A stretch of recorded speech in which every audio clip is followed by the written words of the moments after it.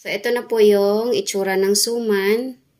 Ayan. So, perfect sa kape. Tikman na po natin.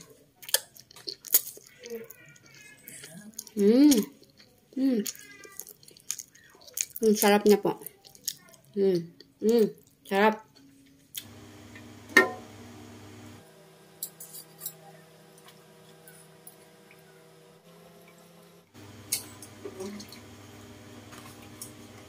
Gata.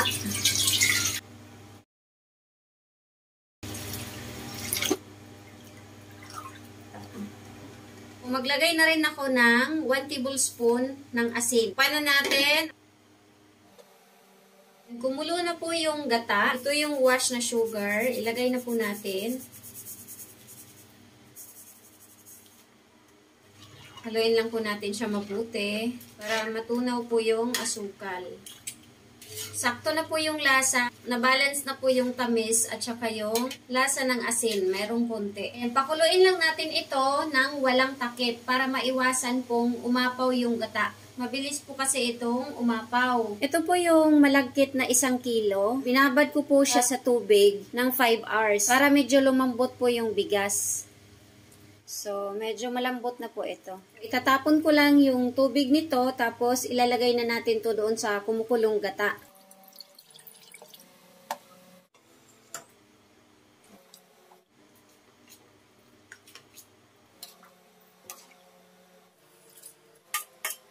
So, kailangan natin siyang haluin ng mabuti. Hayaan lang po natin ito na kumulo.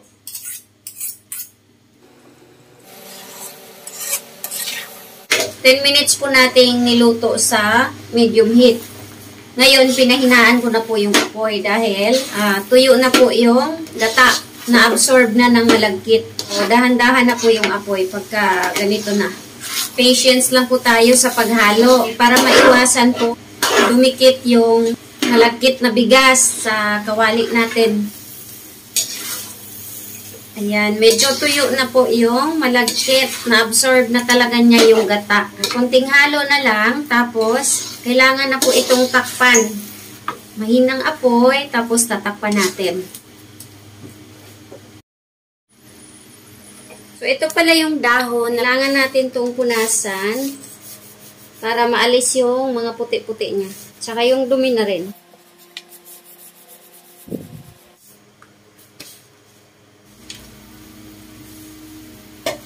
So, after 10 minutes, i-check na natin kung pwede na itong patayin yung ating apoy.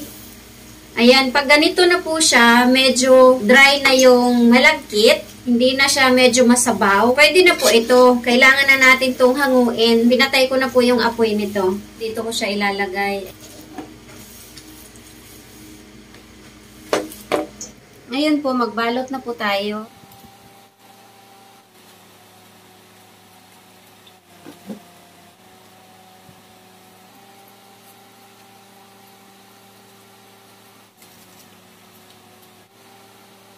Ikutin lang po natin siya. So, ayan. Meron na po tayong isa. Lagay ko lang po siya dito. Pag binibenta nyo po yung ganito, kailangan pare-parehas po yung size at saka yung haba.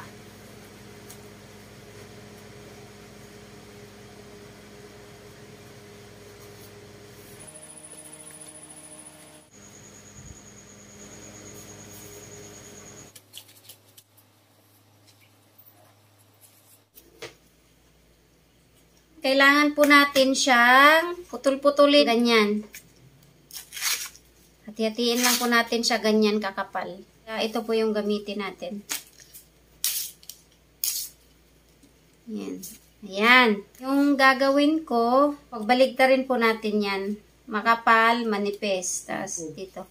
Tao po natin siya. Tapos, kailangan po natin siyang itali. Kailangan medyo mahigpit ng konti. Para hindi po siya mapasok sa tubig mamaya pag sinaing natin to ulit. Dahil isasaing po natin to ulit. So, ayan. So, paulit-ulit lang pong gawin ang proseso na to hanggang maubos po itong nandito. Yung kawali natin na pinaglutuan sa malagkit kanina. So, nilagyan ko lang ng 3 pirasong dahon. Ang paglagay po nito, may proper po na position. So, yan.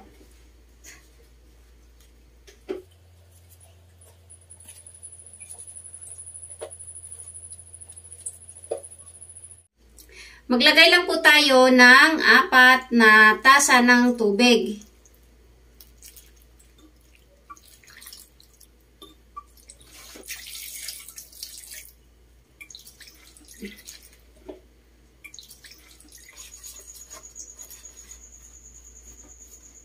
Buksan na po natin yung apoy at lutuin natin siya sa medium na apoy hanggang sa maubos yung tubig.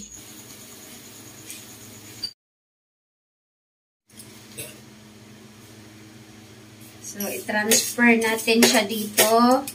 Bagay po ito sa kape.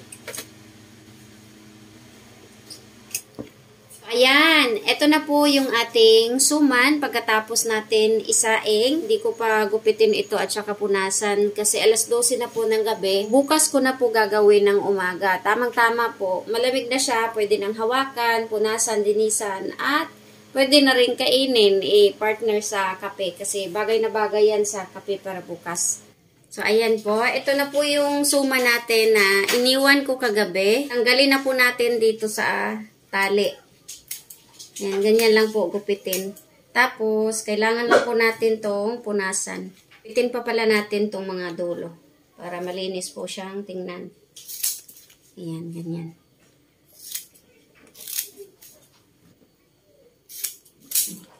Ayan, tapos na po. Ngayon po, kailangan na natin tong punasan.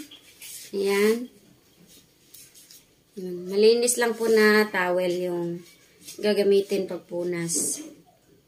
So, ayan, malinis na siya. Lagay lang po natin dito. Ayan, madali ang punas lang po ito para malinis siyang tingnan. Ayan, di ba? Ang linis niya. Bali, ang costing pala natin dito, bastos ako dito ng 142 pesos. Yung sugar na wash, 1/4 kilo po siya, 16 pesos. And then, yung malagkit natin, 1 kilo din siya, 55 pesos. Yung gata ko po, 2 piraso na tag 30 pesos, bali 60 siya. Tapos, yung gas, yung asin. So, yung gas 10, yung asin, piso. So, yung total expenses po natin, 142. Ibenta po natin ng tag 15 pesos dahil malaki po ito. Yan.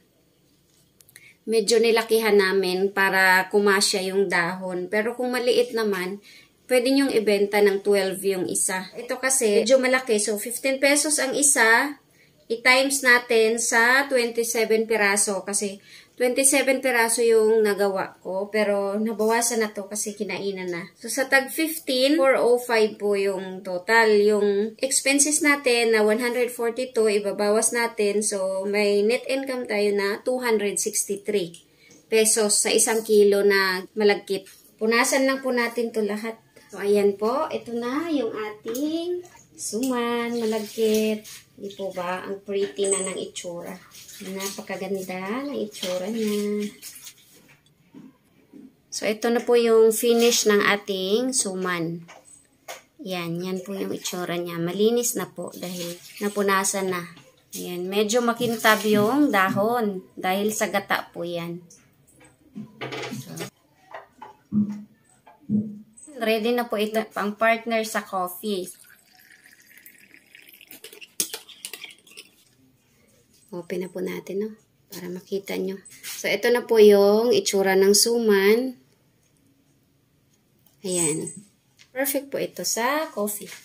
Ayan, tikman na po natin.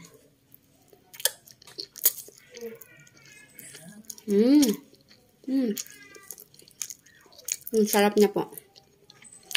Hindi man siya masyadong matamis. Tapos, malalasahan mo rin ng konti yung lasa ng salt. Sarap.